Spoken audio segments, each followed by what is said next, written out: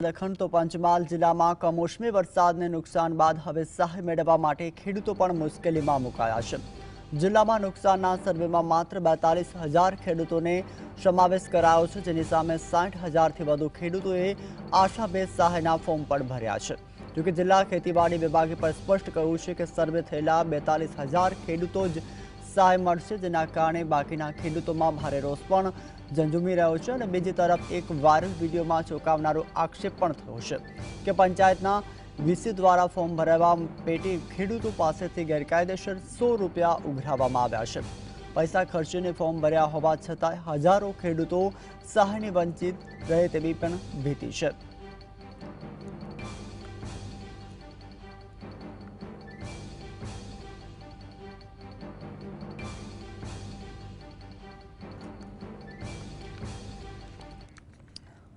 तो વધુ જાણકારી માટે અમારા સંવાદદાતા રવિ લાઈવ જોડાયા છે। રવિ, જે રીતે પંચમહાલ જિલ્લામાં કમોસમી વરસાદથી ખેડૂતોને નુકસાન થયું છે, ત્યારે હાલ સામે આવ્યું છે કે 42,000 ખેડૂતોને જ સહાય મળશે, તેથી લઈને ખેડૂતોમાં પણ આક્રોશ જોવા મળી રહ્યો છે। વધુ અપડેટ।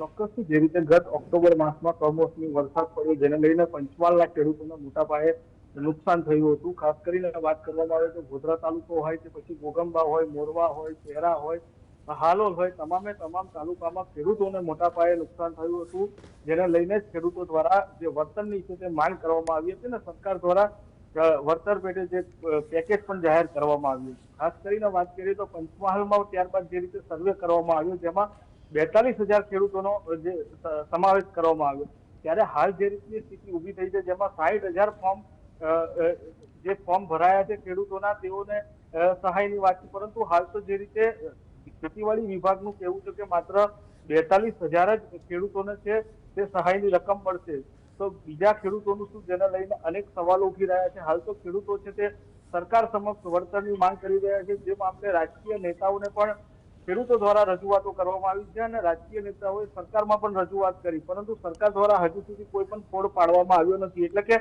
કહી શકાય કે પંચમહાલના નેતાઓનું સરકારમાં કંઈ ઉપજતું નથી, કારણ કે જે રીતે સરકારમાં પણ રજૂઆત થઈ, પરંતુ જે રીતે હજુ પણ ખેતીવાડી વિભાગ છે તે માત્ર 42,000 ખેડૂતોને જ સહાયની રકમ છે તે આપવાનું કહી રહી છે, એટલે કે હજુ પણ જે બીજા 18,000 જે હજારો ખેડૂતો છે તેઓને સહાય મળશે કે કેમ, તેને લઈને પણ અનેક સવાલો ઉઠી રહ્યા છે। તો બીજી તરફ જે રીતે આ સહાયના ની જે રીતે સરકાર દ્વારા જાહેરાત કરવામાં આવી અને પંચાયતોમાં જે ફોર્મ ભરવામાં આવતા હતા ખેડૂતો દ્વારા, તેમાં પણ જે રીતે એક વિડીયો વાયરલ થયો છે તે મોરવા હડપ તાલુકાનો છે અને તેમાં પણ પંચાયતના વીસી દ્વારા ખેડૂતો પાસે 100 રૂપિયા ખોટી રીતે લેવામાં આવ્યા છે અને ફોર્મો ભરવામાં આવ્યા છે, તેવો આક્ષેપ પણ ઉઠી રહ્યો છે। ત્યારે હાલ તો આ વિડીયો પણ સોશિયલ મીડિયામાં વાયરલ થઈ રહ્યો છે, ત્યારે હવે જોવું રહ્યું કે ખેતીવાડી વિભાગ આ મામલે કયા પ્રકારની કાર્યવાહી કરે છે।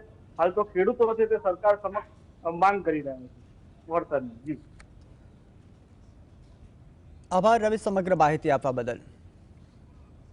તો જે રીતે પંચમહાલમાં ખેડૂતોને સહાયને લઈને વિરોધ પણ જોવા મળી રહ્યો છે। 42,000 જ્યાં ખેડૂતો 60,000ની વસ્તી ધરાવે છે, ત્યાં ખેડૂતોને 42,000 ખેડૂતોને સહાયની જાહેરાત કરવામાં આવી છે, જેને લઈને બીજા ખેડૂતોમાં પણ વિરોધનો વંટોળ ઉમટ્યો છે।